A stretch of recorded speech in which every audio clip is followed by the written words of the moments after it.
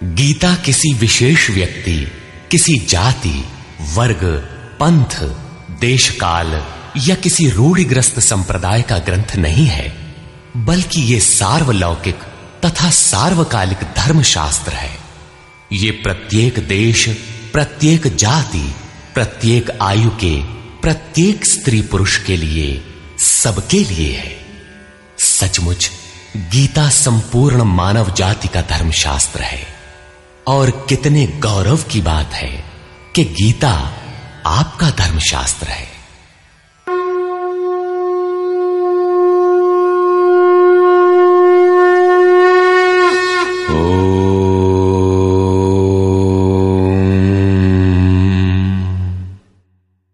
श्री परमात्मने नमः। यथार्थ गीता, श्रीमद् भगवत गीता, अथ चतुर्थोऽध्याय। अध्याय 3 में योगेश्वर श्री कृष्ण ने आश्वस्त किया था कि दोष दृष्टि से रहित होकर जो भी मानव श्रद्धा युक्त हो मेरे मत के अनुसार चलेगा, वो कर्मों के बंधन से भली प्रकार छूट जाएगा। कर्म बंधन से मुक्ति दिलाने की क्षमता योग, ज्ञान योग या कर्म योग दोनों में है। योग में ही युद्ध संचार निहित है।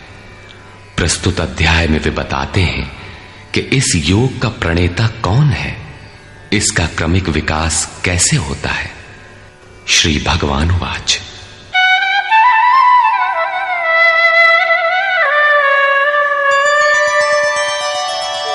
इमं विवस्वते योगं प्रोक्तवानहमव्ययम् विवस्वान्मनवे प्राह मनुरिक्ष्वाकवे ब्रवीत्। अर्जुन, मैंने इस अविनाशी योग को कल्प के आदि में विवस्वान अर्थात सूर्य के प्रति कहा। विवस्वान ने मनु से और मनु ने इक्ष्वाकु से कहा। किसने कहा? मैंने। श्री कृष्ण कौन थे? एक योगी, तत्व स्थित महापुरुष ही इस अविनाशी योग को कल्प के आरंभ में अर्थात भजन के आरंभ में विवस्वान अर्थात जो विवश हैं ऐसे प्राणियों से कहता है, सुरा में संचार कर देता है। यहां सूर्य एक प्रतीक है, क्योंकि सुरा में ही वो परम प्रकाश स्वरूप है और वहीं उसके पाने का विधान है।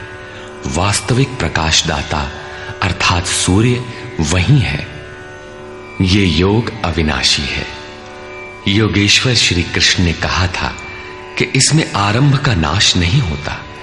इस योग का आरंभ भर कर दें तो यह पूर्णत्व दिलाकर ही शांत होता है।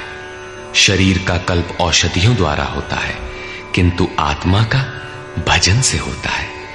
भजन का आरंभ ही आत्मकल्प का आदि है। यह साधन भजन भी किसी महापुरुष की ही देन है। मोह निशा में अचेत आदिम मानव, जिसमें भजन का कोई संस्कार नहीं है, योग के विषय में जिसने कभी सोचा तक नहीं, ऐसा मनुष्य किसी महापुरुष को देखता है तो उनके दर्शन मात्र से, उनकी वाणी से, टूटी फूटी सेवा और सानिध्य से योग के संस्कार उसमें संचारित हो जाते हैं।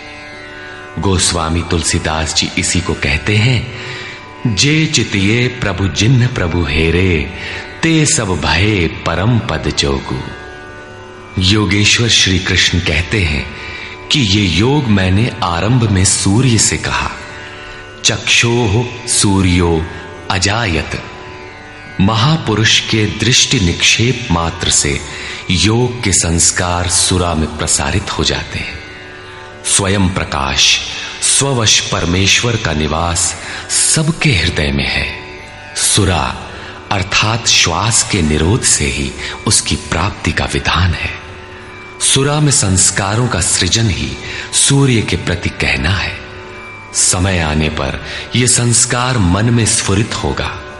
यही सूर्य का मन से कहना है। मन में स्फुरित होने पर महापुरुष के उस वाक्य के प्रति इच्छा जागृत हो जाएगी। यदि मन में कोई बात है तो उसे पाने की इच्छा अवश्य होगी। यही मनु का इक्ष्वाकु से कहना है। लालसा होगी कि वो नियत कर्म करें जो अविनाशी है, जो कर्म बंधन से मोक्ष दिलाता है। ऐसा है तो किया जाए, और आराधना गति पकड़ लेती है। गति पकड़कर ये योग कहां पहुंचाता है, इस पर कहते हैं,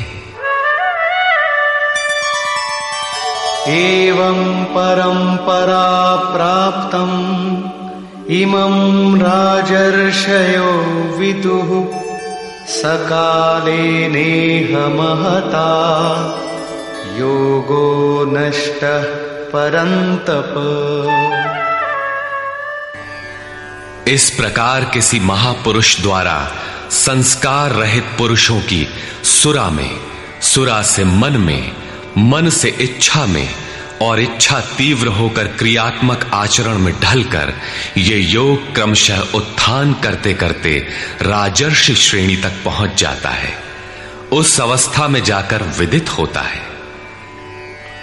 इस स्तर के साधक में रिद्धियों सिद्धियों का संचार होता है। वो योग इस महत्वपूर्ण काल में इसी लोक अर्थात शरीर में प्रायः नष्ट हो जाता है। इस सीमा रेखा को कैसे पार किया जाए? क्या इस विशेष स्थल पर पहुंचकर सभी नष्ट हो जाते हैं? श्री कृष्ण कहते हैं, नहीं, जो मेरा आश्रित है, मेरा प्रिय भक्त है, अनन्य सखा है, वो नष्ट नहीं होता।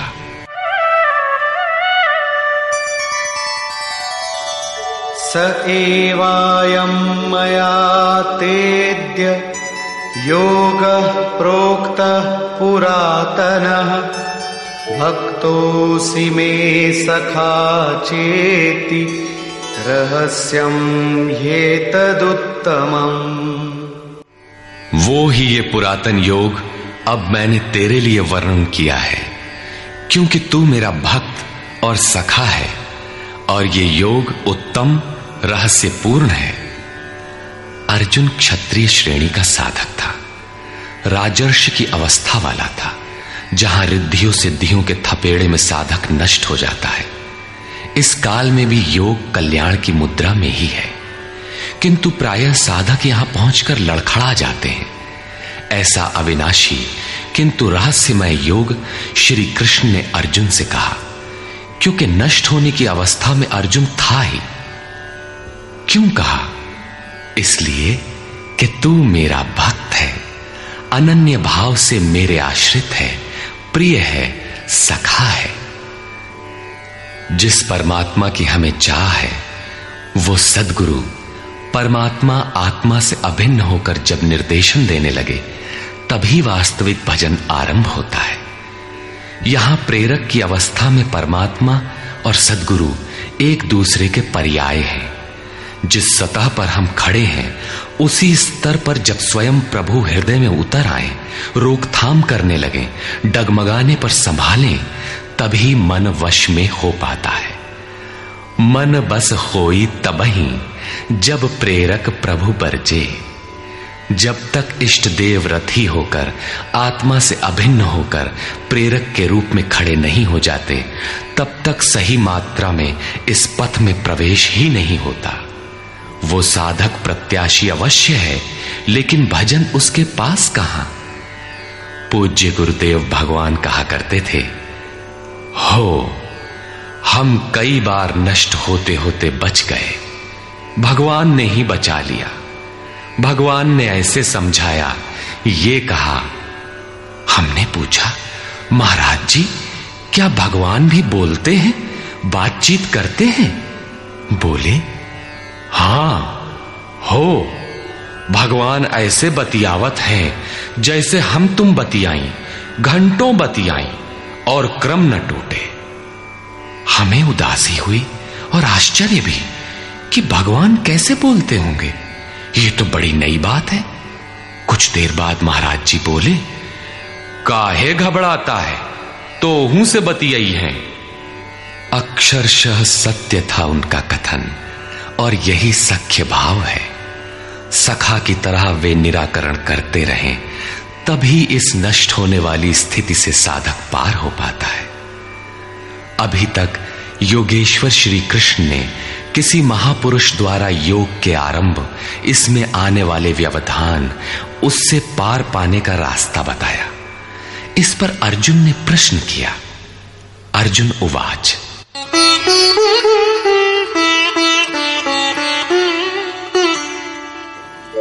अपरं भवतो जन्म परं जन्म विवस्वतः कथमेतद्विजानीयाम् त्वमादौ प्रोक्तवानिति।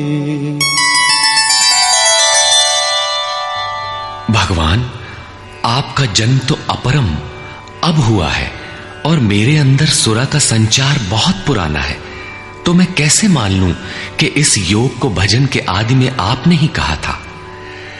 इस पर योगेश्वर श्री कृष्ण महाराज बोले। श्री भगवान वाच,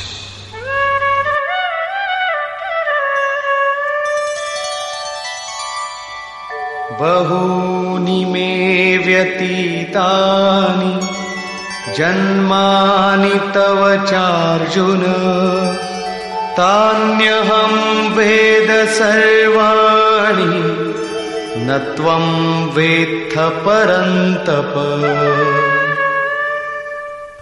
अर्जुन, मेरे और तेरे बहुत से जन्म हो चुके हैं। हे परम तप, उन सबको तू नहीं जानता, किंतु मैं जानता हूं। साधक नहीं जानता, स्वरूपस्थ महापुरुष जानता है, अव्यक्त की स्थिति वाला जानता है। क्या आप सबकी तरह पैदा होते हैं? श्री कृष्ण कहते हैं, नहीं, स्वरूप की प्राप्ति शरीर प्राप्ति से भिन्न है। मेरा जन्म इन आंखों से नहीं देखा जा सकता। मैं अजन्मा, अव्यक्त, शाश्वत होते हुए भी शरीर के आधार वाला हूं।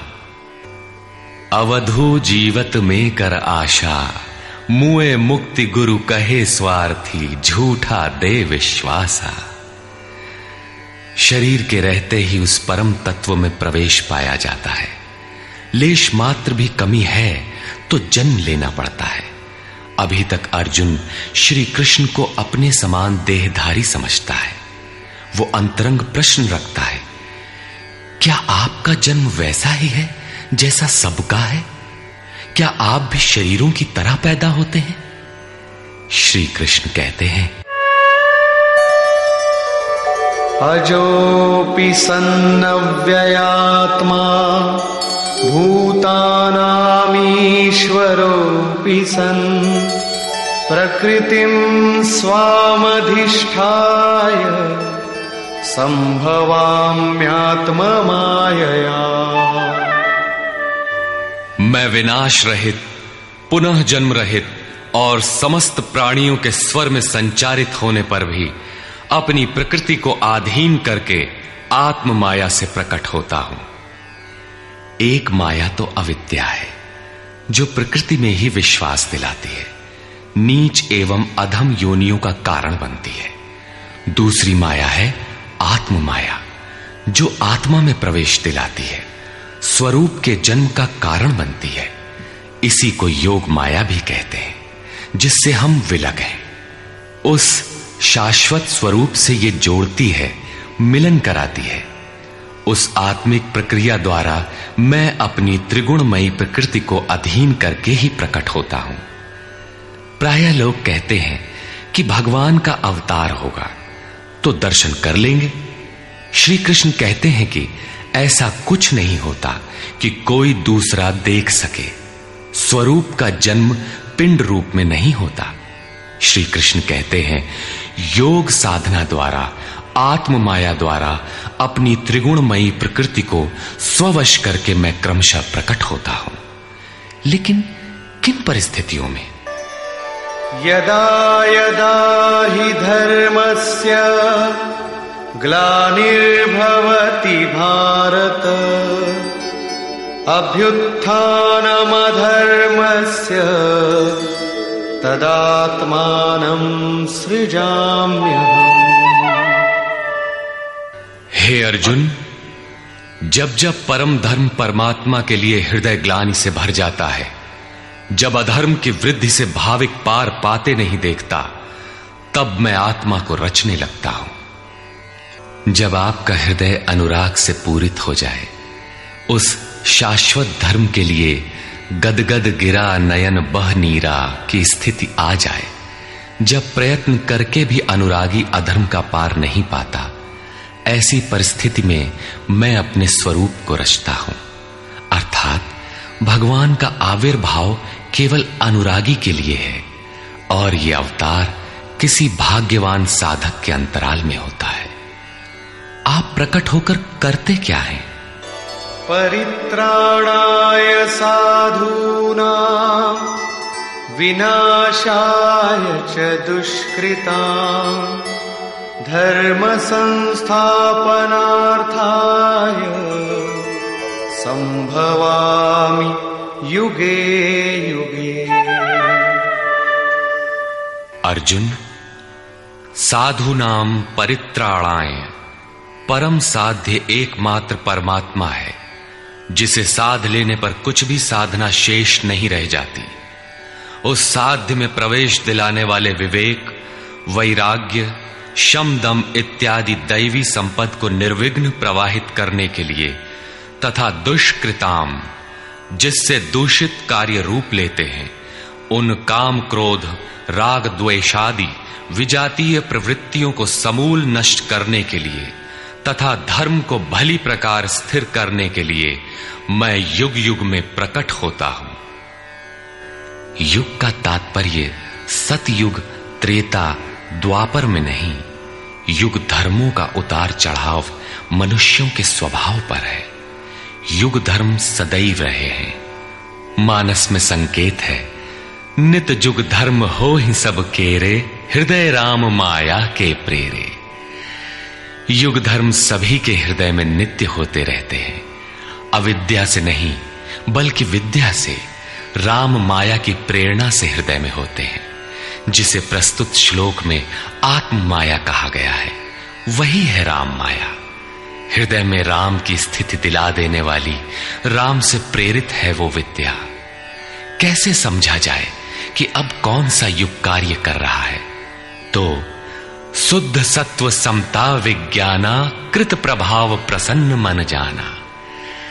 जब हृदय में शुद्ध सत्व गुण ही कार्यरत हो, राजस तथा तामस दोनों गुण शांत हो जाएं, विषमताएं समाप्त हो गई हों, जिसका किसी से द्वेष न हो, विज्ञान हो, अर्थात इष्ट से निर्देशन लेने और उस पर टिकने की क्षमता हो, मन में प्रसन्नता का पूर्ण संचार हो, जब ऐसी योग्यता आ जाए तो सतयुग में प्रवेश मिल गया।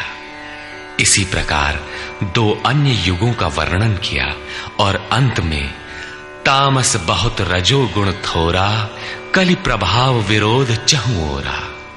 तामस गुण भरपूर हो, किंचित राजसी गुण भी उसमें हो, चारों ओर वैर और विरोध हो, तो ऐसा व्यक्ति कलियुगीन है।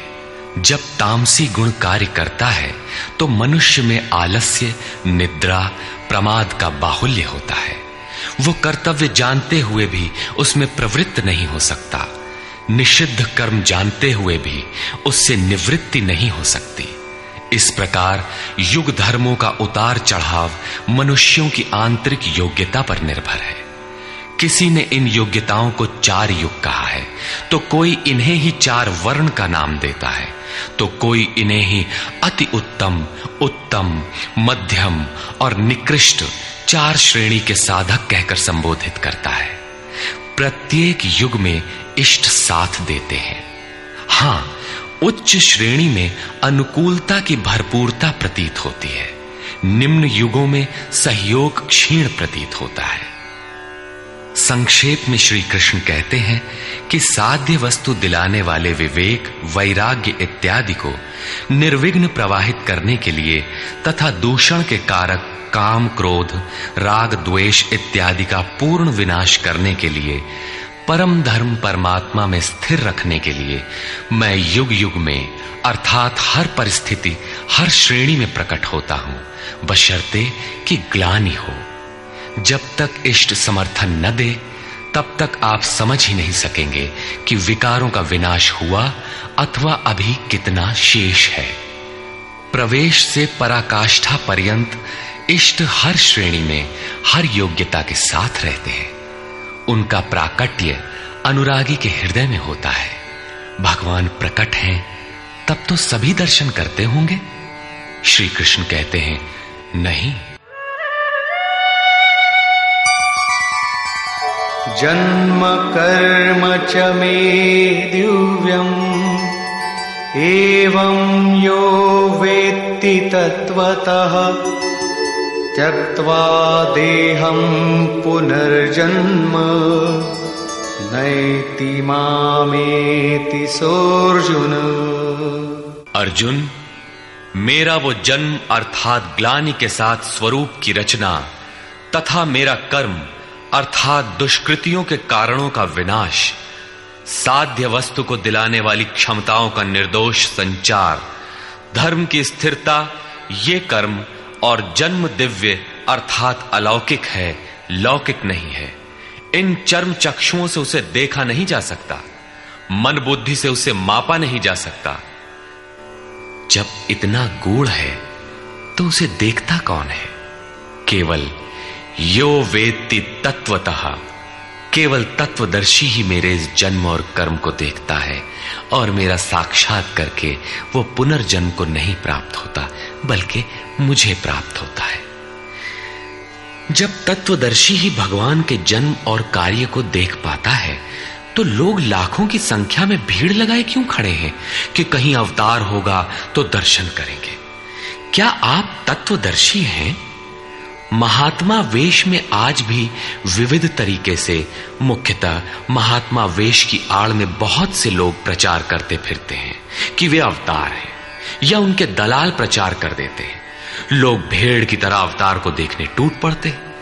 किंतु श्री कृष्ण कहते हैं कि केवल तत्वदर्शी ही देख पाता है। अब तत्वदर्शी किसे कहते हैं? अध्याय 2 में सत असत का निर्णय देते हुए योगेश्वर श्री कृष्ण ने बताया था कि अर्जुन, असत वस्तु का अस्तित्व नहीं है और सत का तीनों कालों में कभी अभाव नहीं है। तो क्या आप ऐसा कहते हैं?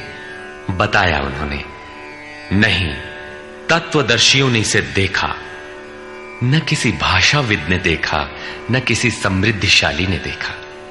यहां पुनः बल देते हैं कि मेरा आविर्भाव तो होता है लेकिन उसे तत्वदर्शी ही देख पाता है।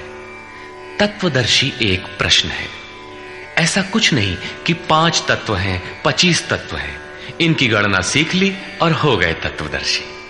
श्री कृष्ण ने आगे बताया कि आत्मा ही परम तत्व है। आत्मा परम से संयुक्त होकर परमात्मा हो जाता है। आत्म साक्षात्कार करने वाला ही इस आविर्भाव को समझ पाता है। सिद्ध है कि अवतार किसी विरही अनुरागी के हृदय में होता है। आरंभ में उसे वो समझ नहीं पाता कि हमें कौन संकेत देता है, कौन मार्गदर्शन करता है, किंतु परम तत्व परमात्मा के दर्शन के साथ ही वो देख पाता है, समझ पाता है और फिर शरीर को त्याग कर पुनर्जन्म को प्राप्त नहीं होता। श्री कृष्ण ने कहा कि मेरा जन्म दिव्य है, इसे देखने वाला मुझे प्राप्त होता है। तो लोगों ने उनकी मूर्ति बना ली, पूजा करने लगे, आकाश में कहीं उनके निवास की कल्पना कर ली। ऐसा कुछ नहीं है। उन महापुरुषों का आशय केवल इतना था कि यदि आप निर्धारित कर्म करें तो पाएंगे कि आप भी दिव्य हैं। आप जो हो सकते हैं वो मैं हो गया हूं। मैं आपकी संभावना हूं, आपका ही भविष्य हूं। अपने भीतर आप जिस दिन ऐसी पूर्णता पा लेंगे तो आप भी वही होंगे जो श्री कृष्ण है। जो श्री कृष्ण का स्वरूप है वही आपका भी हो सकता है। अवतार कहीं बाहर नहीं होता। हां, यदि अनुराग पूरित हृदय हो तो आपके भीतर भी अवतार की अनुभूति संभव है। वे आपको प्रोत्साहित करते हैं कि बहुत से लोग इस मार्ग पर चलकर मेरे स्वरूप को प्राप्त कर चुके हैं। वीतराग भय क्रोधा मन्मया मामुपाश्रिताः बहवो ज्ञानतपसा पूता मद्भावमागता। राग और विराग दोनों से परे वीतराग तथा इसी प्रकार भय अभय, क्रोध अक्रोध दोनों से परे अनन्य भाव से अर्थात अहंकार रहित मेरे शरण हुए बहुत से लोग ज्ञान तप से पवित्र होकर मेरे स्वरूप को प्राप्त हो चुके हैं। अब ऐसा होने लगा हो ऐसी बात नहीं है, ये विधान सदैव से रहा है। बहुत से पुरुष इसी प्रकार से मेरे स्वरूप को प्राप्त हो चुके हैं। किस प्रकार? जिन जिन का हृदय अधर्म की वृद्धि देखकर परमात्मा के लिए ग्लानि से भर गया, उस स्थिति में मैं अपने स्वरूप को रचता हूं। वे मेरे स्वरूप को प्राप्त होते हैं, जिसे योगेश्वर श्री कृष्ण ने तत्व दर्शन कहा था, उसे ही अब ज्ञान कहते हैं। परम तत्व है परमात्मा, उसे प्रत्यक्ष दर्शन के साथ जानना ज्ञान है। ऐसी जानकारी वाले ज्ञानी मेरे स्वरूप को प्राप्त करते हैं। यहां यह प्रश्न पूरा हो गया। अब वे योग्यता के आधार पर भजने वालों का श्रेणी विभाजन करते हैं। ये यथा मां प्रपद्यन्ते तांस्तथैव भजाम्यहम् मम वर्त्मानुवर्तन्ते मनुष्याः पार्थ सर्वशः। पार्थ, जो मुझे जितनी लगन से जैसा भजते हैं, मैं भी उनको वैसा ही भजता हूं, उतनी ही मात्रा में सहयोग देता हूं। साधक की श्रद्धा ही कृपा बनकर उसे मिलती है। इस रहस्य को जानकर सुधीजन संपूर्ण भाव से मेरे मार्ग के अनुसार ही बरतते हैं। जैसा मैं बरतता हूं, जो मुझे प्रिय है वैसा ही आचरण करते हैं। जो मैं कराना चाहता हूं वही करते हैं। भगवान कैसे भजते हैं? वे रथी बनकर खड़े हो जाते हैं, साथ चलने लगते हैं, यही उनका भजना है। दूषित जिनसे पैदा होते हैं, उनका विनाश करने के लिए वे खड़े हो जाते हैं। सत्य में प्रवेश दिलाने वाले सद्गुणों का परित्राण करने के लिए वे खड़े हो जाते हैं। जब तक इष्ट देव हृदय से पूर्णता रथी न हो और हर कदम पर सावधान न करें, तब तक कोई कैसा ही भजनानंदी क्यों न हो, लाख आंख मूंदे, लाख प्रयत्न करे, वो इस प्रकृति के द्वंद्व से पार नहीं हो सकता। वो कैसे समझेगा कि हम कितनी दूरी तय कर चुके, कितना शेष है। इष्ट ही आत्मा से अभिन्न होकर खड़े हो जाते हैं और उसका मार्गदर्शन करते हैं कि तुम यहां पर हो, ऐसे करो, ऐसे चलो। इस प्रकार प्रकृति की खाई पाटते हुए शनैः शनैः आगे बढ़ाते हुए स्वरूप में प्रवेश दिला देंगे। भजन तो साधक को ही करना पड़ता है, किंतु उसके द्वारा इस पथ में जो दूरी तय होती है वो इष्ट की देन है। ऐसा जानकर सभी मनुष्य सर्वतोभावेन मेरा अनुसरण करते हैं। किस प्रकार वे बरतते हैं? कांक्षन्तः कर्मणां सिद्धिं यजन्त इह देवताः क्षिप्रं हि मानुषे लोके सिद्धिर्भवति कर्मजा। वे पुरुष इस मनुष्य शरीर में कर्मों की सिद्धि चाहते हुए देवताओं को पूजते हैं। कर्म कौन सा? श्री कृष्ण ने कहा, अर्जुन तू नियत कर्म कर। नियत कर्म क्या है? यज्ञ की प्रक्रिया ही कर्म है। यज्ञ क्या है? साधना की विधि विशेष, जिसमें श्वास प्रश्वास का हवन, इंद्रियों के बहिर्मुखी प्रवाह को संयमाग्नि में हवन किया जाता है, जिसका परिणाम है परमात्मा। कर्म का शुद्ध अर्थ है आराधना, जिसका स्वरूप इसी अध्याय में आगे मिलेगा। इस आराधना का परिणाम क्या है? संसिद्धिम, परम सिद्धि परमात्मा यान्ति ब्रह्म सनातनम, शाश्वत ब्रह्म में प्रवेश, परम नैष्कर्म्य की स्थिति। श्री कृष्ण कहते हैं, मेरे अनुसार बरतने वाले लोग इस मनुष्य लोक में कर्म के परिणाम परम नैष्कर्म्य सिद्धि के लिए देवताओं को पूजते हैं, अर्थात दैवी संपद को बलवती बनाते हैं। तीसरे अध्याय में उन्होंने बताया था कि इस यज्ञ द्वारा तुम देवताओं की वृद्धि करो, दैवी संपद को बलवती बनाओ। ज्यों ज्यों हृदय देश में वो दैवी संपद उन्नत होगी, त्यों ही त्यों तुम्हारी उन्नति होगी। इस प्रकार परस्पर उन्नति करते हुए परम श्रेय को प्राप्त हो जाओ। अंत तक उन्नति करते जाने की ये अंतःक्रिया है। इसी पर बल देते हुए श्री कृष्ण कहते हैं कि मेरे अनुकूल बरतने वाले लोग इस मनुष्य शरीर में कर्मों की सिद्धि चाहते हुए दैवी संपद को बलवती बनाते हैं, जिससे वो नैष्कर्म्य सिद्धि शीघ्र ही होती है। वो असफल नहीं होती, सफल ही होती है। शीघ्र का तात्पर्य, क्या कर्म में प्रवृत्ति होते ही तत्क्षण ये परम सिद्धि मिल जाती है?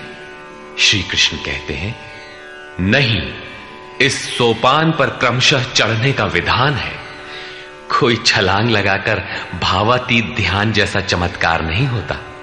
इस पर देखें, चातुर्वर्ण्यं मया सृष्टं गुणकर्म विभागशः तस्य कर्तारमपि मां विद्य कर्तारमव्ययम्। अर्जुन, चातुर्वर्ण्यम मया सृष्टम, 4 वर्णों की रचना मैंने की। तो क्या मनुष्यों को 4 भागों में बांट दिया? श्री कृष्ण कहते हैं, नहीं, गुण कर्म विभागशः, गुणों के माध्यम से कर्म को 4 भागों में बांटा। गुण एक पैमाना है, मापदंड है। तामसी गुण होगा तो आलस्य, निद्रा, प्रमाद, कर्म में न प्रवृत्त होने का स्वभाव, जानते हुए भी अकर्तव्य से निवृत्ति न हो पाने की विवशता रहेगी। ऐसी अवस्था में साधन आरंभ कैसे करें? 2 घंटे आप आराधना में बैठते हैं, इस कर्म के लिए प्रयत्नशील होना चाहते हैं, किंतु 10 मिनट भी अपने पक्ष में नहीं पाते। शरीर अवश्य बैठा है, लेकिन जिस मन को बैठना चाहिए वो हवा से बातें कर रहा है, कुतर्कों का जाल बुन रहा है, तरंग पर तरंग छाई है। तो आप बैठे क्यों हैं? समय क्यों नष्ट करते हैं? उस समय केवल परिचर्यात्मकम कर्म शूद्रस्यापि स्वभावजम, जो महापुरुष अव्यक्त की स्थिति वाले हैं, अविनाशी तत्व में स्थित हैं, उनकी तथा इस पथ पर अग्रसर अपने से उन्नत लोगों की सेवा में लग जाओ। इससे दूषित संस्कार शमन होते जाएंगे, साधना में प्रवेश दिलाने वाले संस्कार सबल होते जाएंगे। क्रमशः तामसी गुण न्यून होने पर राजसी गुणों की प्रधानता तथा सात्विक गुण के स्वल्प संचार के साथ साधक की क्षमता वैश्य श्रेणी की हो जाती है। उस समय वही साधक इंद्रिय संयम, आत्मिक संपत्ति का संग्रह स्वभावतः करने लगेगा। कर्म करते करते उसी साधक में सात्विक गुणों का बाहुल्य हो जाएगा, राजसी गुण कम रह जाएंगे, तामसी गुण शांत रहेंगे। उस समय वही साधक क्षत्रिय श्रेणी में प्रवेश पालेगा। शौर्य, कर्म में प्रवृत्त रहने की क्षमता, पीछे न हटने का स्वभाव, सब भावों पर स्वामी भाव, प्रकृति के तीनों गुणों को काटने की क्षमता उसके स्वभाव में ढल जाएगी। वही कर्म और सूक्ष्म होने पर मात्र सात्विक गुण कार्यरत रह जाने पर मन का शमन, इंद्रियों का दमन, एकाग्रता, सरलता, ध्यान, समाधि, ईश्वरीय निर्देश, आस्तिकता इत्यादि ब्रह्म में प्रवेश दिलाने वाली स्वाभाविक क्षमता के साथ वही साधक ब्राह्मण श्रेणी का कहा जाता है। ये ब्राह्मण श्रेणी के कर्म की निम्नतम सीमा है। जब वही साधक ब्रह्म में स्थित हो जाता है, उस अंतिम सीमा में वो स्वयं में न ब्राह्मण रहता है, न क्षत्रिय, न वैश्य, न शूद्र, किंतु दूसरों के मार्गदर्शन हेतु वही ब्राह्मण है। कर्म एक ही है, नियत कर्म आराधना। अवस्था भेद से इसी कर्म को ऊंची नीची 4 सीढ़ियों में बांटा। किसने बांटा? किसी योगेश्वर ने बांटा। अव्यक्त स्थिति वाले महापुरुष ने बांटा। उसके कर्ता मुझ अविनाशी को अकर्ता ही जान। क्यों?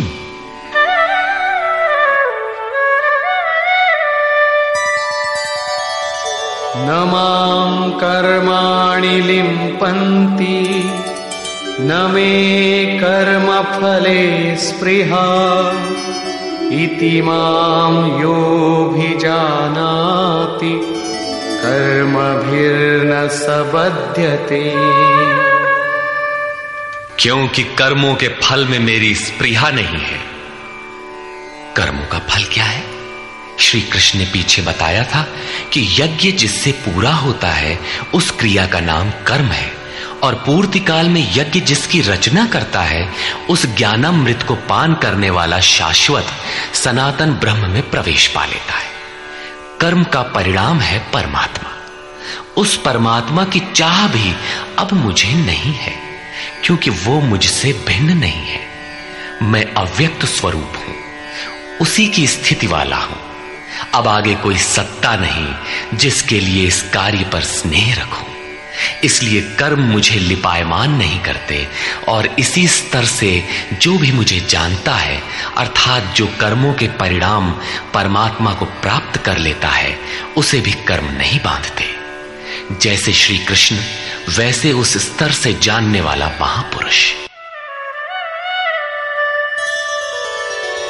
एवं ज्ञात्वा कृतं कर्म पूर्वैरपि मुमुक्षुभिः कुरु कर्मैव तस्मात् त्वं पूर्वैः पूर्वतरं कृतम्।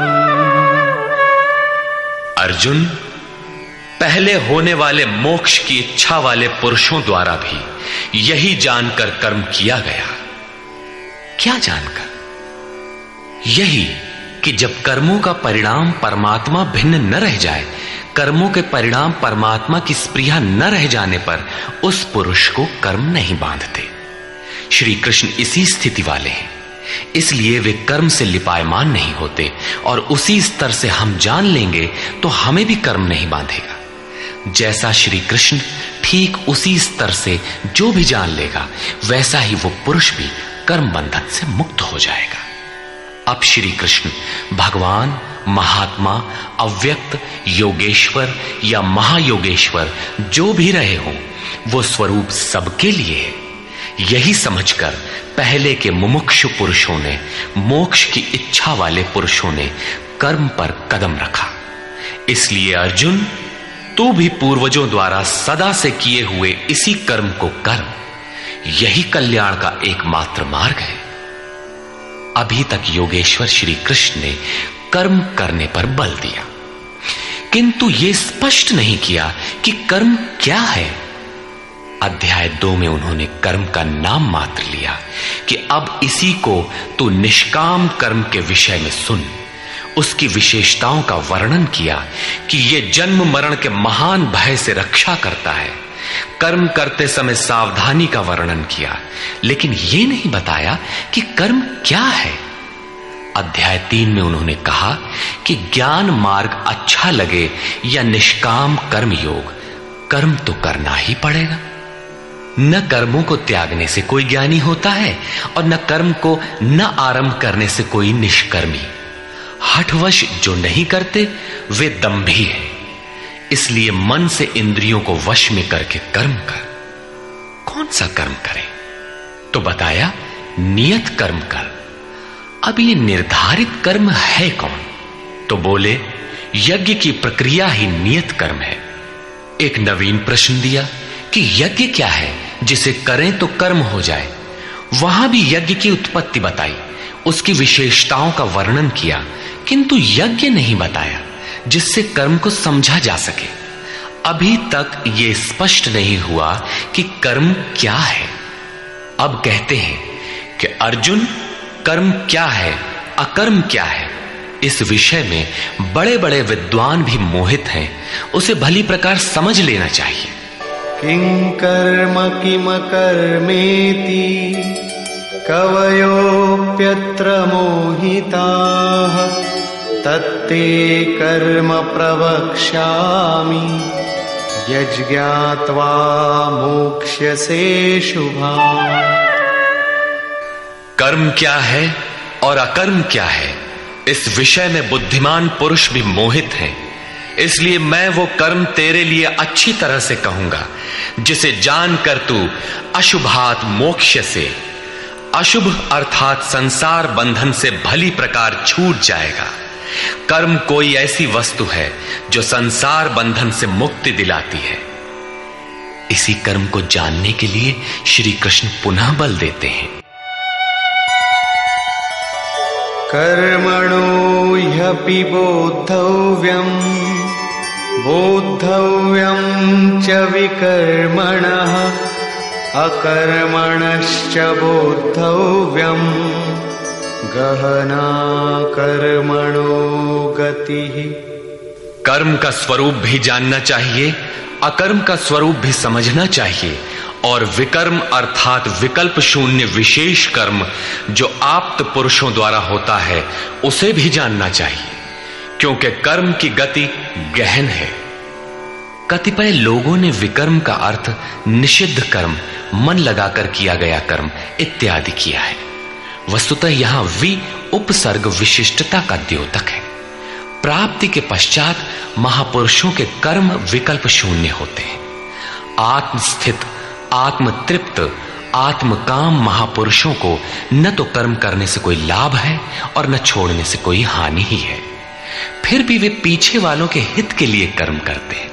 ऐसा कर्म विकल्प शून्य है, विशुद्ध है, और यही कर्म विकर्म कहलाता है। उदाहरणार्थ, गीता में जहां भी किसी कार्य में वि उपसर्ग लगा है उसकी विशेषता का द्योतक है, निष्कृष्टता का नहीं। यथा योग युक्तो विशुद्धात्मा विजितात्मा जितेंद्रिय। अभी आपने विकर्म देखा, रहा कर्म और अकर्म, जिसे अगले श्लोक में समझने का प्रयास करें। यदि यहां कर्म अकर्म का विभाजन नहीं समझ सके तो कभी नहीं समझ सकेंगे। कर्मण्यकर्म यः पश्येत् अकर्मणि च कर्म यः स बुद्धिमान् मनुष्येषु स युक्तः कृत्स्न कर्म कृत्।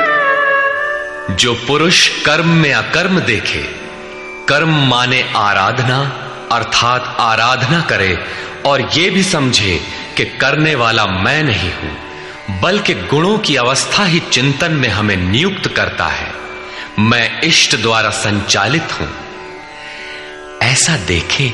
और जब इस प्रकार अकर्म देखने की क्षमता आ जाए और धारावाहिक रूप से कर्म होता रहे, तभी समझना चाहिए कि कर्म सही दिशा में हो रहा है। वही पुरुष मनुष्यों में बुद्धिमान है, मनुष्यों में योगी है, योग से युक्त बुद्धि वाला है और संपूर्ण कर्मों का करने वाला है। उसके द्वारा कर्म करने में लेश मात्र भी त्रुटि नहीं रह जाती। कर्म का अर्थ है भजन, कर्म का अर्थ है योग साधना को भली प्रकार संपादित करना, जिसका विशद वर्णन इसी अध्याय में आगे आ रहा है। यहां कर्म और अकर्म का केवल विभाजन किया गया, जिससे कर्म करते समय यस्य सर्वे समारंभाः काम संकल्प वर्जिताः ज्ञानाग्निदग्ध कर्माणम् तमाहु पंडितम बुधाः। अर्जुन, यस्य सर्वे समारंभाः, जिस पुरुष के द्वारा संपूर्णता से आरंभ की हुई क्रिया काम संकल्प वर्जिता, क्रमशः उत्थान होते होते इतनी सूक्ष्म हो गई कि वासना और मन के संकल्प विकल्प से ऊपर उठ गई। कामना और संकल्पों का निरोध होना मन की विजेतावस्था है। अतः कर्म कोई ऐसी वस्तु है जो इस मन को कामना और संकल्प विकल्प से ऊपर उठा देता है।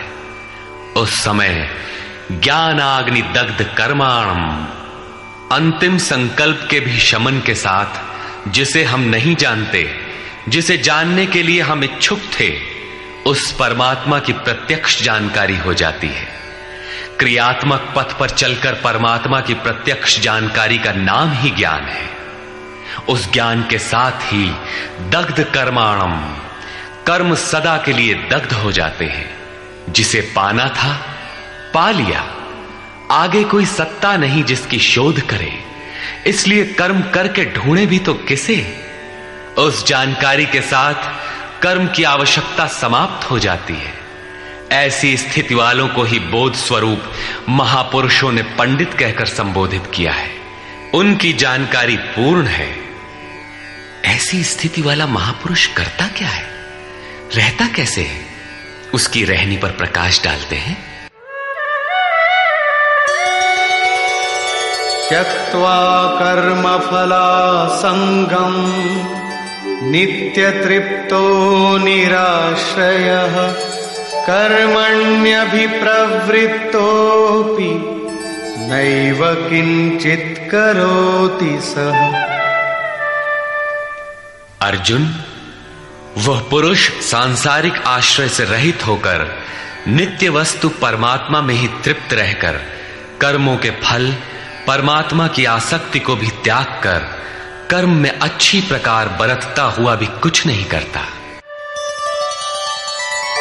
निराशीर्यत चित्तात्मा त्यक्त सर्व परिग्रहः शारीरं केवलं कर्म कुर्वन्नाप्नोति किल्बिषम्। जिसने अंतःकरण और शरीर को जीत लिया है, भोगों की संपूर्ण सामग्री जिसने त्याग दी है, ऐसे आशा रहित पुरुष का शरीर केवल कर्म करता दिखाई भर पड़ता है। वस्तुतः वो करता धरता कुछ नहीं, इसलिए पाप को प्राप्त नहीं होता। वो पूर्णत्व को प्राप्त है, इसलिए आवागमन को प्राप्त नहीं होता।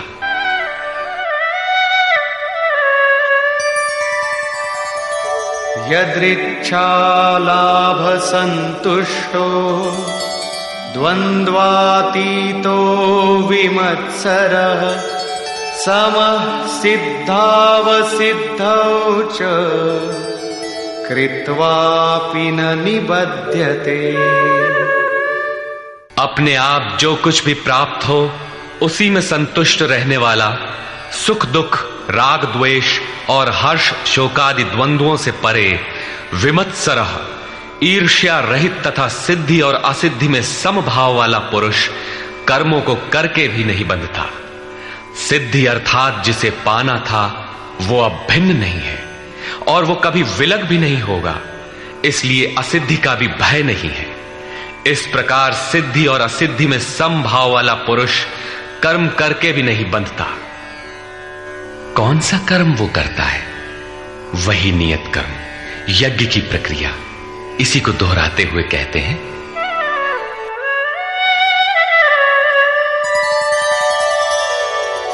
गत संगस्य मुक्तस्य ज्ञानावस्थित चेतसः यज्ञायाचरतः कर्म समग्रं प्रविलीयते। अर्जुन, यज्ञायाचरतः कर्म, यज्ञ का आचरण ही कर्म है और साक्षात्कार का नाम ही ज्ञान है। इस यज्ञ का आचरण करके साक्षात्कार के साथ ज्ञान में स्थित संग दोष और आसक्ति से रहित मुक्त पुरुष के संपूर्ण कर्म भली प्रकार विलीन हो जाते हैं। वे कर्म कोई परिणाम उत्पन्न नहीं कर पाते, क्योंकि कर्मों का फल परमात्मा उनसे भिन्न नहीं रह गया। अब फल में कौन सा फल लगेगा, इसलिए उन मुक्त पुरुषों को अपने लिए कर्म करने की आवश्यकता समाप्त हो जाती है। फिर भी लोक संग्रह के लिए वे कर्म करते ही हैं और करते हुए भी वे इन कर्मों से लिप्त नहीं होते। जब करते हैं तो लिप्त क्यों नहीं होते?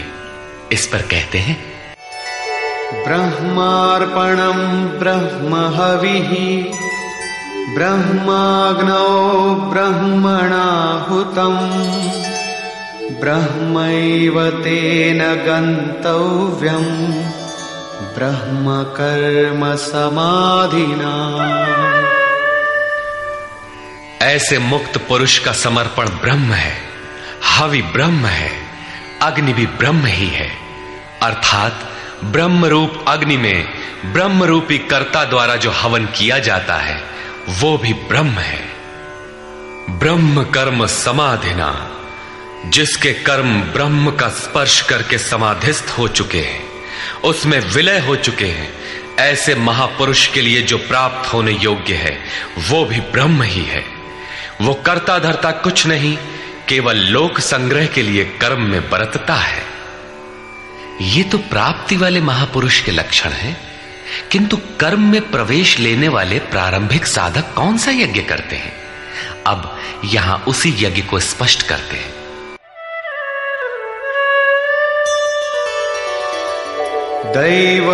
दैवमेवापरे यज्ञं योगिनः पर्युपासते ब्रह्माग्नावपरे यज्ञं यज्ञेनैवोपजुह्वति। गत श्लोक में योगेश्वर श्री कृष्ण ने परमात्म स्थित महापुरुषों के यज्ञ का निरूपण किया, किंतु दूसरे योगी जो अभी उस तत्व में स्थित नहीं हुए हैं, क्रिया में प्रवेश करने वाले हैं, वे आरंभ कहां से करें?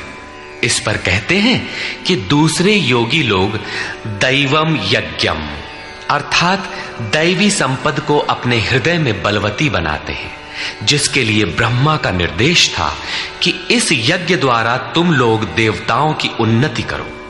ज्यों ज्यों हृदय देश में दैवी संपद अर्जित होगी, वही तुम्हारी प्रगति होगी और क्रमशः परस्पर उन्नति करके परम श्रेय को प्राप्त करो।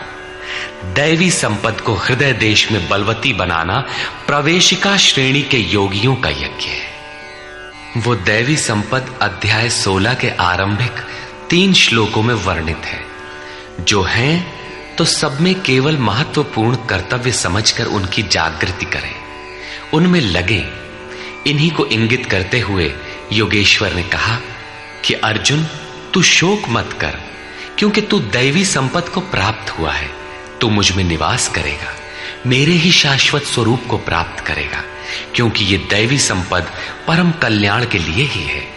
और इसके विपरीत आसुरी संपद नीच और अधम योनियों का कारण है।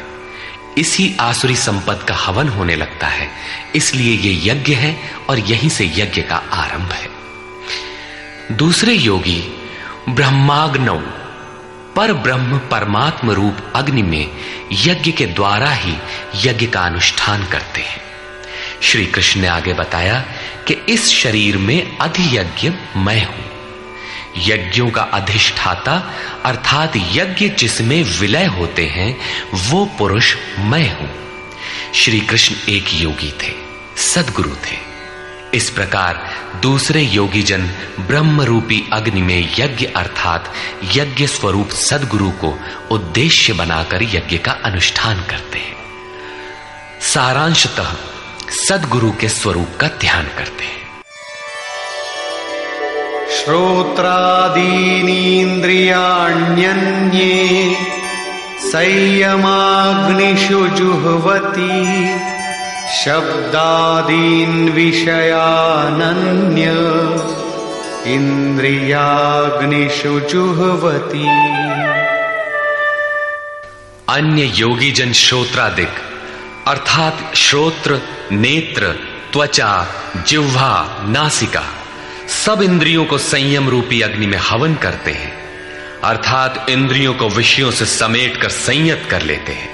यहां आग नहीं जलती, जैसे अग्नि में डालने से हर वस्तु भस्मसात हो जाती है, ठीक इसी प्रकार संयम ही एक अग्नि है जो इंद्रियों के संपूर्ण बहिर्मुखी प्रवाह को दग्ध कर देता है। दूसरे योगी लोग शब्दादिक अर्थात शब्द, स्पर्श, रूप, रस और गंध विषयों को इंद्रिय रूपी अग्नि में हवन कर देते हैं, अर्थात उनका आशय बदलकर साधना परक बना लेते हैं। साधक को संसार में रहकर ही तो भजन करना है। सांसारिक लोगों के भले बुरे शब्द उससे टकराते ही रहते हैं। विषयोत्तेजक ऐसे शब्दों को सुनते ही साधक उनके आशय को योग, वैराग्य सहायक, वैराग्योत्तेजक भावों में बदलकर इंद्रिय रूपी अग्नि में हवन कर देते हैं। जैसे कि एक बार अर्जुन अपने चिंतन में रत था, अकस्मात उसके कर्ण कुहरों में संगीत लहरी झंझना उठी। उसने सिर उठाकर देखा तो उर्वशी खड़ी थी जो एक वेश्या थी। सभी उसके रूप पर मुग्ध हो झूम रहे थे, किंतु अर्जुन ने उसे स्नेहिल दृष्टि से मातृवत देखा। उस शब्द रूप से मिलने वाले विकार विलीन हो गए, इंद्रियों के अंतराल में ही समाहित हो गए। यहां इंद्रिय ही अग्नि है। अग्नि में डाली हुई वस्तु जैसे भस्मसात हो जाती है, उसी प्रकार आशय बदलकर इष्ट के अनुकूल ढाल लेने पर विषयोत्तेजक रूप, रस, गंध, स्पर्श और शब्द भी भस्म हो जाते हैं। साधक पर कुप्रभाव नहीं डाल पाते। साधक इन शब्दादिकों में रुचि नहीं लेता, इन्हें ग्रहण नहीं करता। इन श्लोकों में अपरे, अन्य शब्द एक ही साधक की ऊंची नीची अवस्थाएं हैं। एक ही यज्ञकर्ता का ऊंचा नीचा स्तर है, न कि अपरे अपरे कहने से कोई अलग अलग यज्ञ।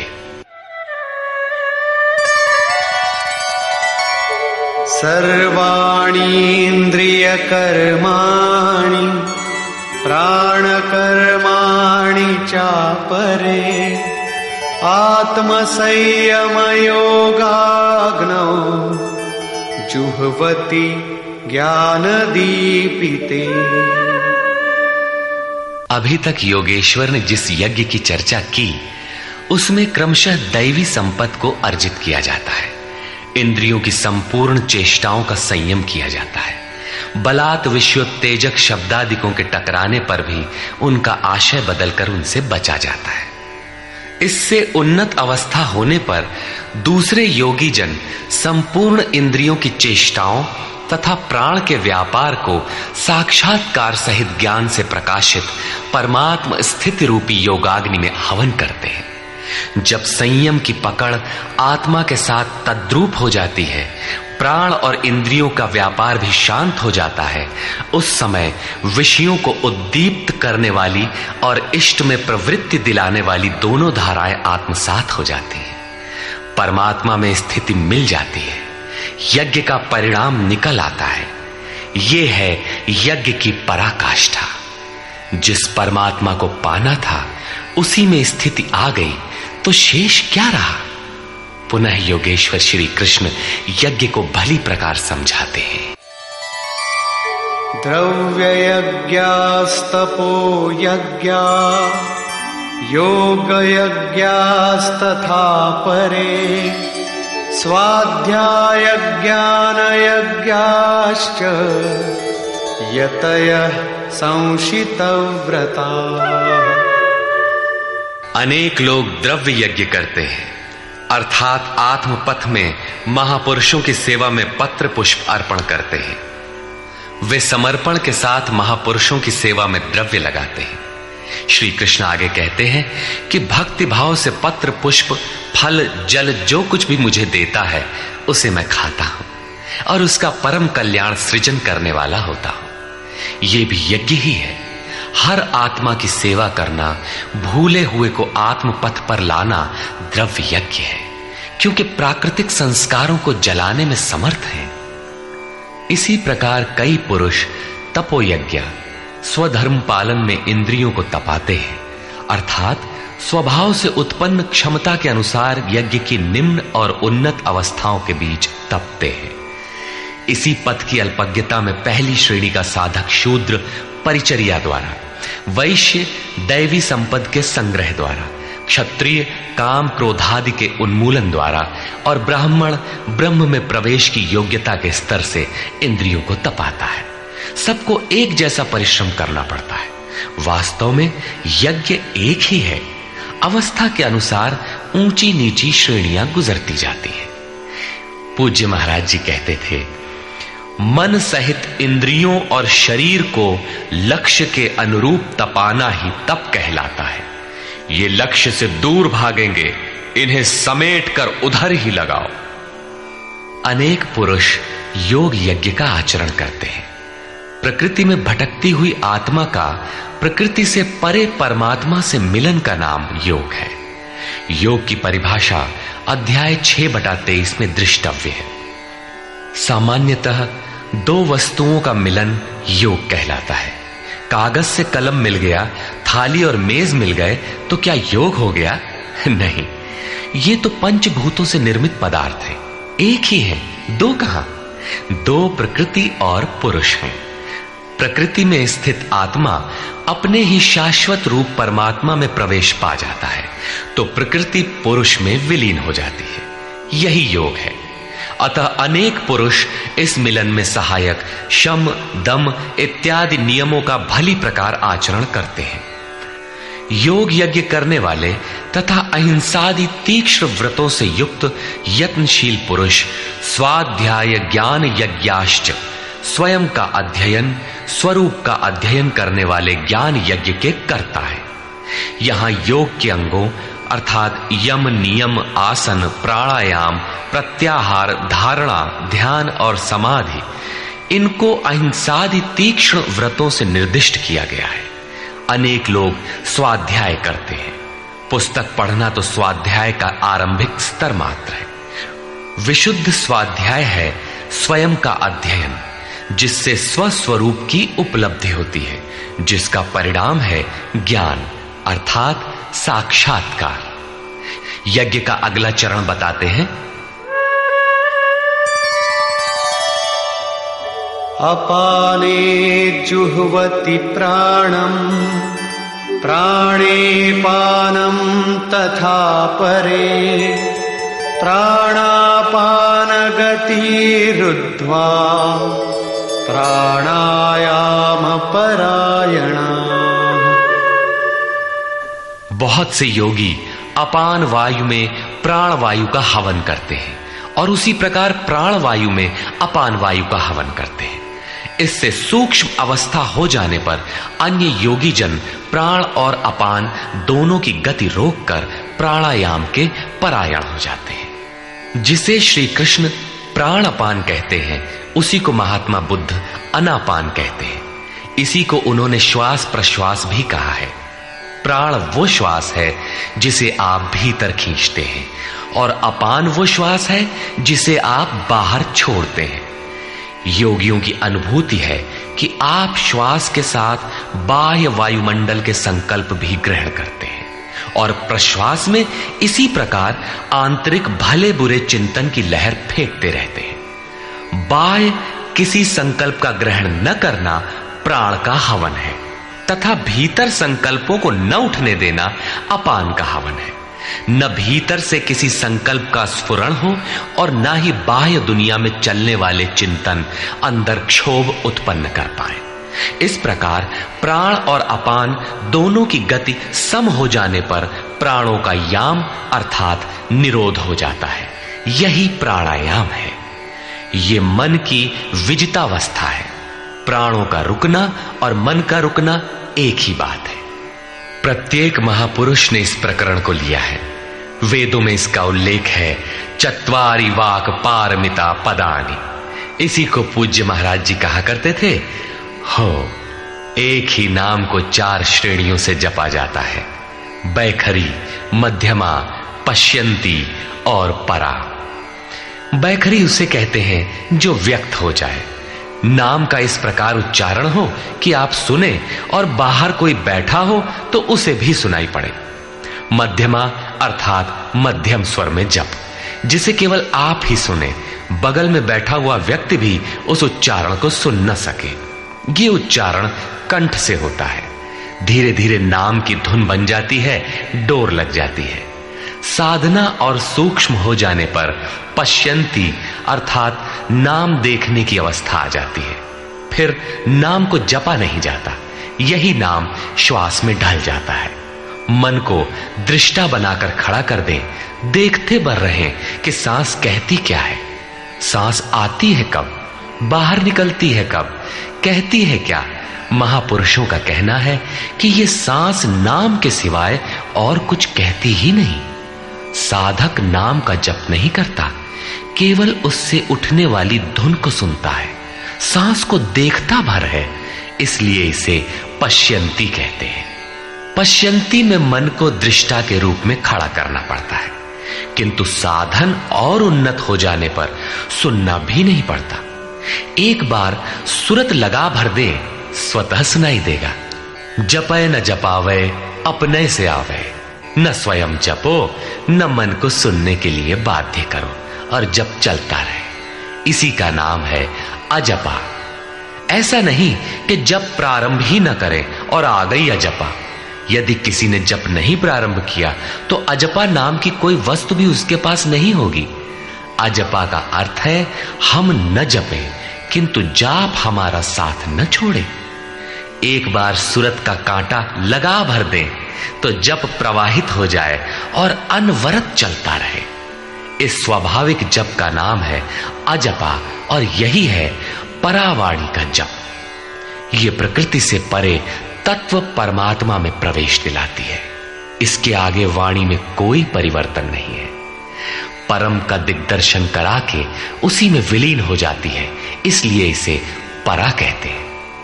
मन श्वास के साथ जुड़ा है। जब श्वास पर दृष्टि है, श्वास में नाम ढल चुका है, भीतर से न तो किसी संकल्प का उत्थान है और न बाह्य वायुमंडल के संकल्प भीतर प्रवेश कर पाते हैं। यही मन पर विजय की अवस्था है। इसी के साथ यज्ञ का परिणाम निकल आता है। अपरे नियताहाराः प्राणान् प्राणेषु जुह्वति सर्वेप्येते यज्ञविदो यज्ञक्षपितकल्मषाः। दूसरे नियमित आहार करने वाले प्राण को प्राणों में ही हवन करते हैं। पूज्य महाराज जी कहा करते थे कि योगी का आहार दृढ़, आसन दृढ़ और निद्रा दृढ़ होनी चाहिए। आहार विहार पर नियंत्रण बहुत आवश्यक है। ऐसे अनेक योगी प्राण को प्राण में ही हवन कर देते हैं, अर्थात श्वास लेने पर ही ध्यान केंद्रित रखते हैं, प्रश्वास पर ध्यान नहीं देते। सांस आई तो सुना ओम, पुनः सांस आई तो ओम सुनते रहें। इस प्रकार यज्ञों द्वारा नष्ट पाप वाले ये सभी पुरुष यज्ञ के जानकार हैं। इन निर्दिष्ट विधियों में से यदि कहीं से भी करते हैं तो वे सभी यज्ञ के ज्ञाता हैं। अब यज्ञ का परिणाम बताते हैं।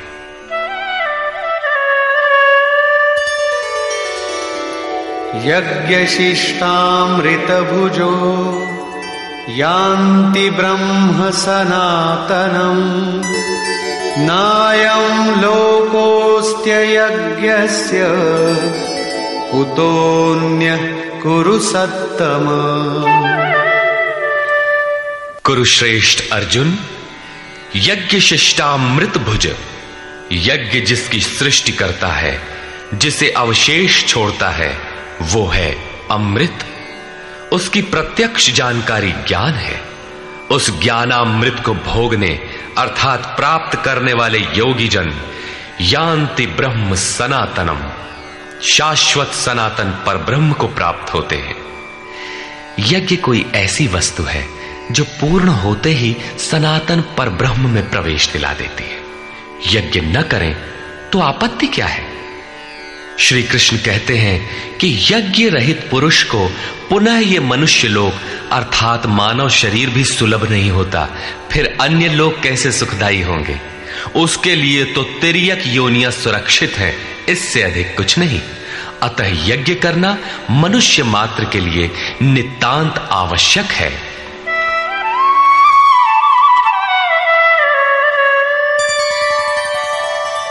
एवं बहुविधा यज्ञा वितता ब्रह्मणो मुखे कर्मजान् विद्धितान् सर्वान् एवं ज्ञात्वा विमोक्ष्यसे। इस प्रकार उपर्युक्त बहुत प्रकार के यज्ञ वेद की वाणी में कहे गए हैं, ब्रह्म के मुख से विस्तारित है। प्राप्ति के पश्चात महापुरुषों के शरीर को परब्रह्म धारण कर लेता है। ब्रह्म से अभिन्न अवस्था वाले उन महात्माओं की बुद्धि मात्र यंत्र होती है, उनके द्वारा वो ब्रह्म ही बोलता है। उसकी वाणी में इन यज्ञों का विस्तार किया गया है। इन सब यज्ञों को तू कर्म जान विद्धि, कर्म से उत्पन्न हुआ जान। यही पहले भी कहे आए हैं, यज्ञः कर्म समुद्भवः। उन्हें इस प्रकार क्रियात्मक चलकर जान लेने पर, जैसा अभी बताया था, यज्ञ करके जिनका पाप नष्ट हो चुका हो वही यज्ञ के यथार्थ ज्ञाता है। अतः अर्जुन, तू विमोक्ष्य से संसार बंधन से पूर्णतः छूट जाएगा। यहां योगेश्वर ने कर्म को स्पष्ट कर दिया। वो हरकत कर्म है जिससे उपर्युक्त यज्ञ पूर्ण होते हैं। अब यदि दैवी संपत्ति का अर्जन, सद्गुरु का ध्यान, इंद्रियों का संयम, श्वास का प्रश्वास में हवन, प्रश्वास का श्वास में हवन, प्राण अपान की गति का निरोध खेती करने से होता हो, व्यापार नौकरी या राजनीति करने से होता हो, तो आप करिए। यज्ञ तो ऐसी क्रिया है जो पूर्ण होते ही तत्क्षण परब्रह्म में प्रवेश दिला देती है। बाह्य किसी भी कार्य से आप तत्क्षण ब्रह्म में प्रवेश पा जाते हो तो कीजिए। वस्तुतः ये सब के सब यज्ञ चिंतन की अंतः क्रियाएं हैं, आराधना का चित्रण है जिससे आराध्य देव विदित होता है। यज्ञ उस आराध्य तक की दूरी तय करने की निर्धारित प्रक्रिया विशेष है। ये यज्ञ श्वास प्रश्वास, प्राणायाम इत्यादि जिस क्रिया से संपन्न होते हैं उस कार्य प्रणाली का नाम कर्म है। कर्म का शुद्ध अर्थ है आराधना, चिंतन। प्रायः लोग कहते हैं कि संसार में कुछ भी किया जाए हो गया कर्म, कामना से रहित होकर कुछ भी करते जाओ हो गया निष्काम कर्मयोग। कोई कहता है कि अधिक लाभ के लिए विदेशी वस्त्र बेचते हैं तो आप सकामी हैं, देश सेवा के लिए स्वदेशी बेचें तो हो गया निष्काम कर्मयोग। निष्ठापूर्वक नौकरी करें, हानि लाभ की चिंता से मुक्त होकर व्यापार करें, हो गया निष्काम कर्मयोग। जय पराजय की भावना से मुक्त होकर युद्ध करें, चुनाव लड़ें, हो गए निष्कर्मी। मरोगे तो मुक्ति हो जाएगी। वस्तुतः ऐसा कुछ भी नहीं है। योगेश्वर श्री कृष्ण ने स्पष्ट शब्दों में बताया कि इस निष्काम कर्म में निर्धारित क्रिया एक ही है, व्यवसायात्मिका बुद्धि रेकेह कुरु नंदन। अर्जुन, तू निर्धारित कर्म को कर, यज्ञ की प्रक्रिया ही कर्म है। यज्ञ क्या है?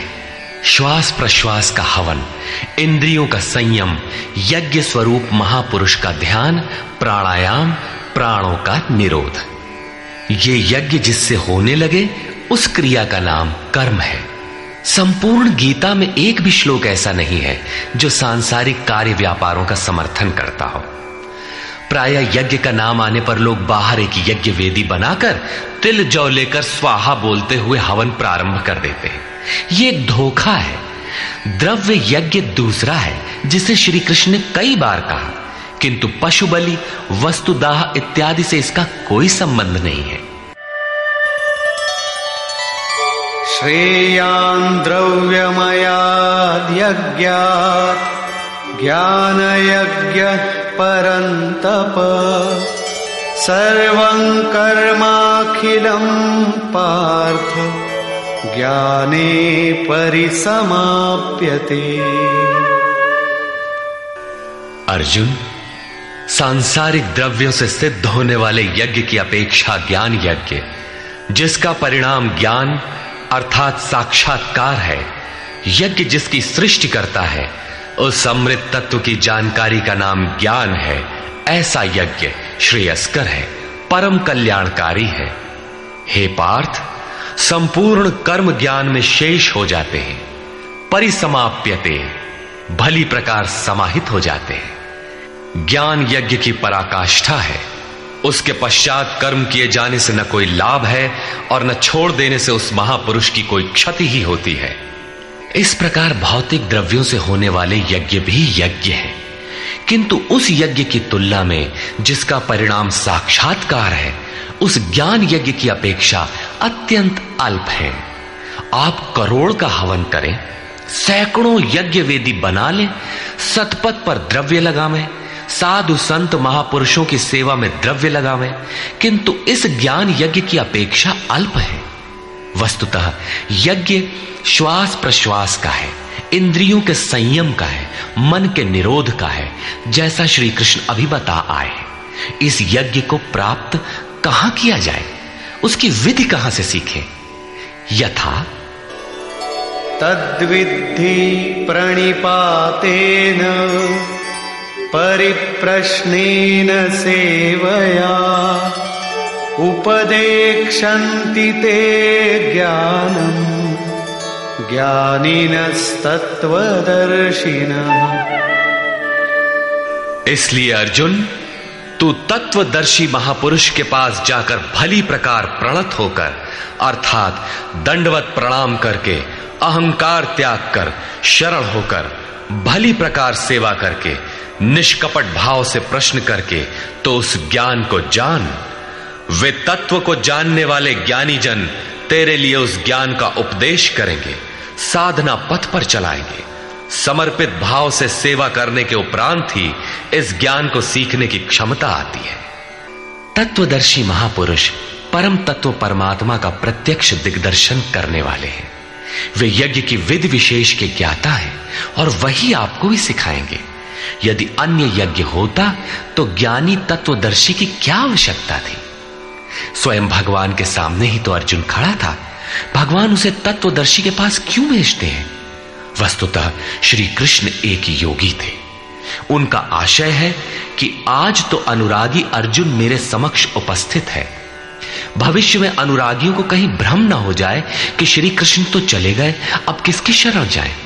इसलिए उन्होंने स्पष्ट किया कि तत्वदर्शी के पास जाओ, वे ज्ञानी जन तुझे उपदेश देंगे और यज्ञात्वा न पुनर्मोहम् एवं यास्यसि पांडव येन भूतान्यशेषेण द्रक्ष्यस्यात्मन्यथो मयि। उस ज्ञान को उनके द्वारा समझकर तू इस प्रकार फिर कभी मोह को प्राप्त नहीं होगा। उनसे दी गई जानकारी के द्वारा उस पर चलते हुए तू अपनी आत्मा के अंतर्गत संपूर्ण भूतों को देखेगा, अर्थात सभी प्राणियों में इसी आत्मा का प्रसार देखेगा। जब सर्वत्र एक ही आत्मा के प्रसार को देखने की क्षमता आ जाएगी, उसके पश्चात तू मुझ में प्रवेश करेगा। अतः उस परमात्मा को पाने का साधन तत्व स्थित महापुरुष के द्वारा है। ज्ञान के संबंध में, धर्म और शाश्वत सत्य के संबंध में श्री कृष्ण के अनुसार किसी तत्वदर्शी से ही पूछने का विधान है।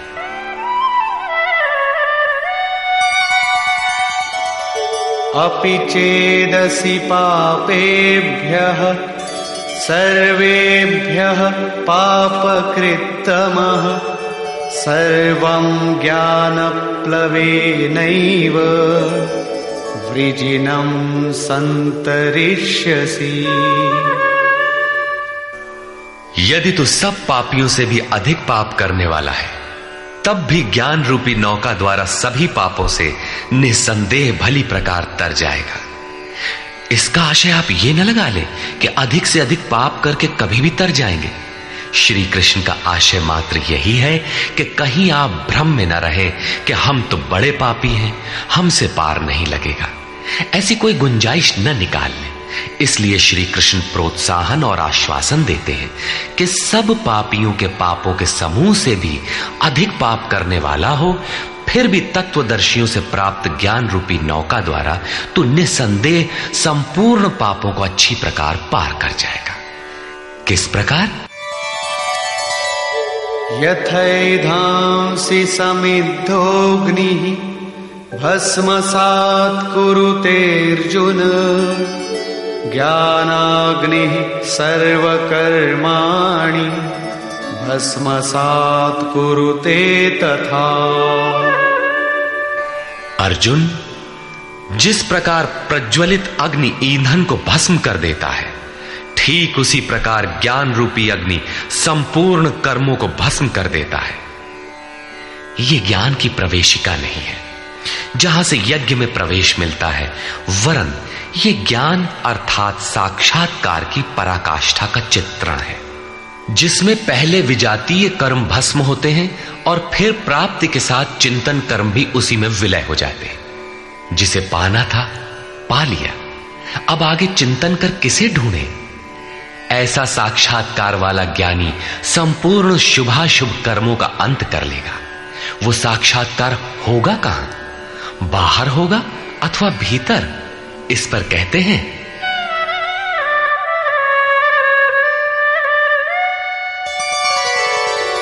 नहि ज्ञानेन सदृशं पवित्रमिह विद्यते तत्स्वयं योग संसिद्धः कालेनात्मनि विन्दति। इस संसार में ज्ञान के समान पवित्र करने वाला निसंदेह कुछ भी नहीं है। उस ज्ञान अर्थात साक्षात्कार को तू स्वयं, दूसरा नहीं, योग की परिपक्व अवस्था में, आरंभ में नहीं, अपनी आत्मा के अंतर्गत हृदय देश में ही अनुभव करेगा, बाहर नहीं। इस ज्ञान के लिए कौन सी योग्यताएं अपेक्षित हैं? योगेश्वर के ही शब्दों में, श्रद्धावान लभते ज्ञानम तत्परः संयतेन्द्रियः ज्ञानम लब्ध्वा परां शांतिम अचिरेणाधिगच्छति।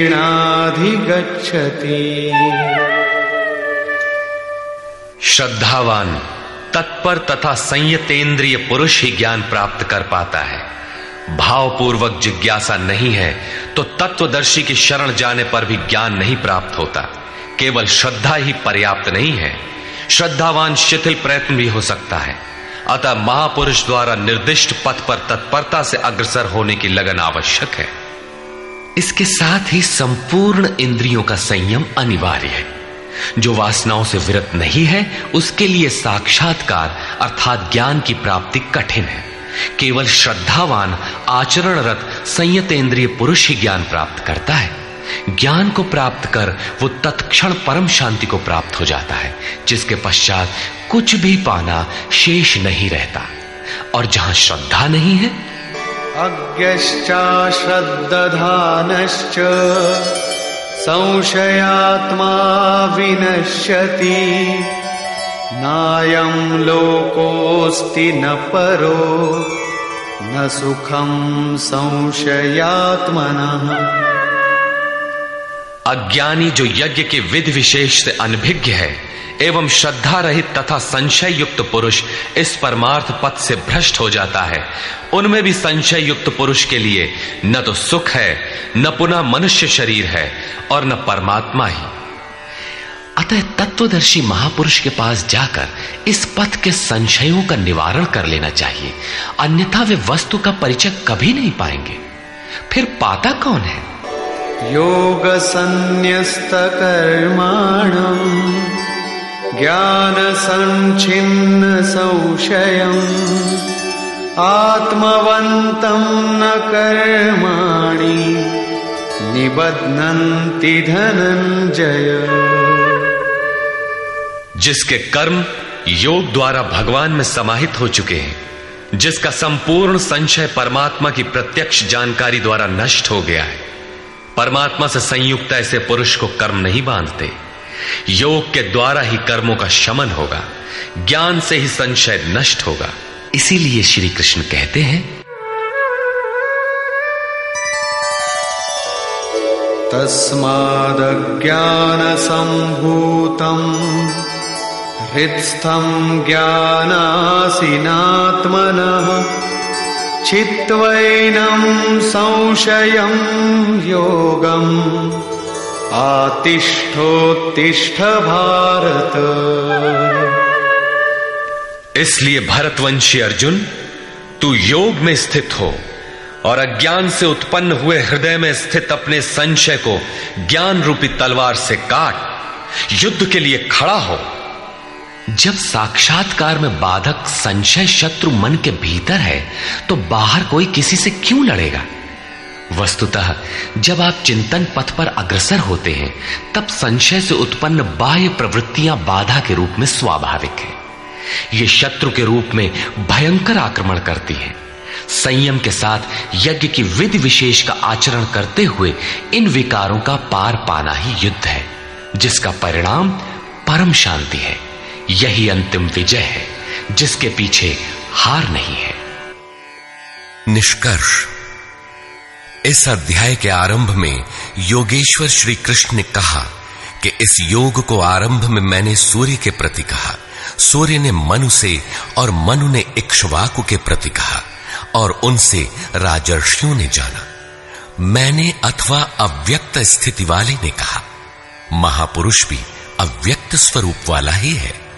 शरीर तो उसके रहने का मकान मात्र है। ऐसे महापुरुष की वाणी में परमात्मा ही प्रवाहित होता है। ऐसे किसी महापुरुष से योग सूर्य द्वारा संचारित होता है। उस परम प्रकाश रूप का प्रसार सुरा के अंतराल में होता है, इसलिए सूर्य के प्रति कहा। श्वास में संचारित होकर वे संस्कार रूप में आ गए। सुरा में संचित रहने पर समय आने पर वही मन में संकल्प बनकर आ जाता है। उसकी महत्ता समझने पर मन में उस वाक्य के प्रति इच्छा जागृत होती है और योग कार्य रूप ले लेता है। क्रमशः उत्थान करते करते यह योग रिद्धियों सिद्धियों की राजर्षित्व श्रेणी तक पहुंचने पर नष्ट होने की स्थिति में जा पहुंचता है। किंतु जो प्रिय भक्त हैं, अनन्य सखा हैं, उसे महापुरुष ही संभाल लेते हैं। अर्जुन के प्रश्न करने पर कि आपका जन्म तो अब हुआ है, योगेश्वर श्री कृष्ण ने बताया, अव्यक्त, अविनाशी, अजन्मा और संपूर्ण भूतों में प्रवाहित होने पर भी आत्म माया योग प्रक्रिया द्वारा अपनी त्रिगुणमयी प्रकृति को वश में करके मैं प्रकट होता हूं। प्रकट होकर करते क्या है?